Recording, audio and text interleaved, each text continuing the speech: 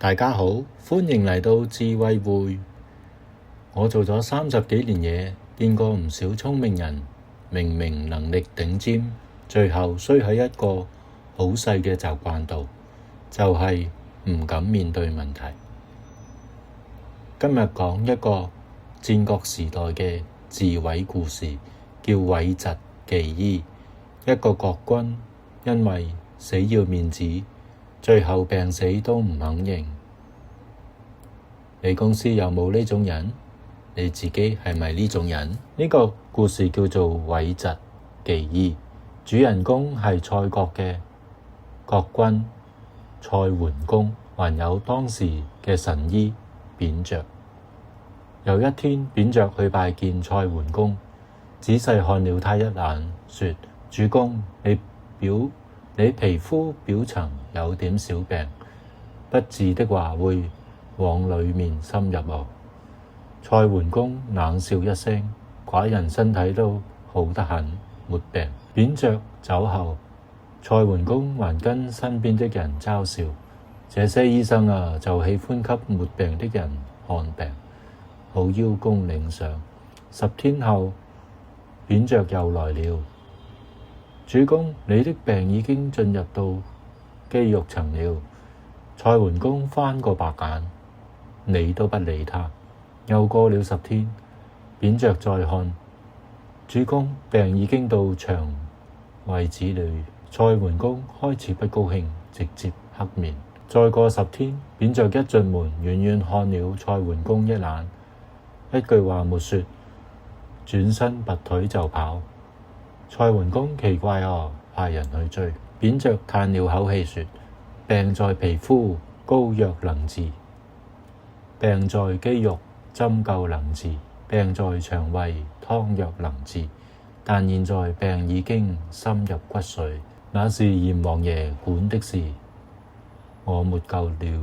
5天後，蔡桓公全身劇痛，派人去找扁鵲。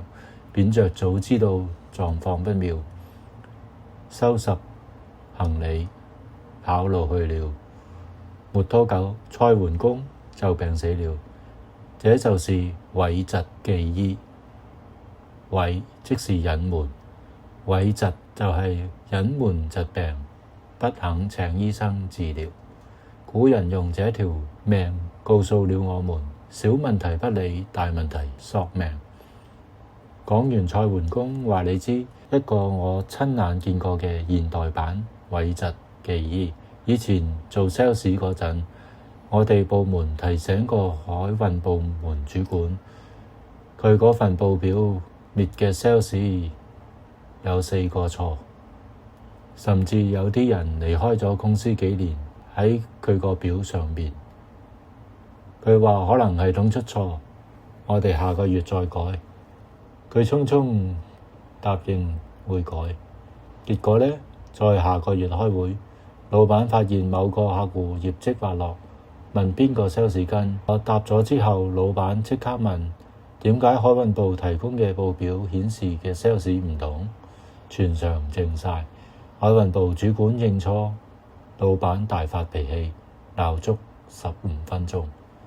生意唔好仲唔認真做，係咪要裁員？你話佢如果第一次提就改，會唔會搞到咁？佢唔係冇能力，係衰喺死要面子。呢個就係現代版嘅蔡桓公。其實他犯了3種錯誤。第一種，數字或者資料不對，先蓋過去再說。病在皮膚，發現數據錯，諗住下個月補返，結果下個月都未到，可能已經被人發現問題所在。第二種，對於客戶或者同事抱怨，裝作沒看到，病在腸胃。客仔投訴當睇唔到，結果客仔直接CC投訴俾你老闆。第三種，死要面子，硬撐到底。病在骨髓，新系統剛剛啟用，明明唔識，死頂話冇問題，結果上線嗰日，全公司賠你一鑊熟。魯國在大公司看過太多這種人，他們不是壞，也不是能力差，他們只是害怕承認自己有病。在職場的規律很殘酷，問題不會因為你假裝沒看到就自動消失，它只會在暗處默默發酵，最後一槍把你擊倒。既然知道痛點，魯國送你們3句化險為夷嘅心法，幫你們明哲保身。第一，及時拆彈，越早代價越少。出錯唔使驚，最驚係你唔認。越早拆彈，代價越細。第二，把主管和同事當成你嘅扁著，有人話你錯，係幫你慳返以後嘅鑊。多謝佢，好過以後多謝自己。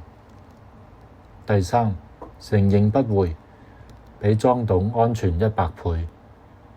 講我唔識，好過講我以為。前者有得救，後者等收皮。記住魯國一句話，職場入面最貴嘅唔係時間，係你唔肯認錯嗰啖氣。認錯唔會死，死撐真係會死㗎。好啦，下次再傾。祝大家病向淺中醫，唔好等到骨髓先嚟喊啊！拜拜。大家記得點讚、留言、訂閱、分享視頻，多謝大家收睇，我哋下次見，拜拜。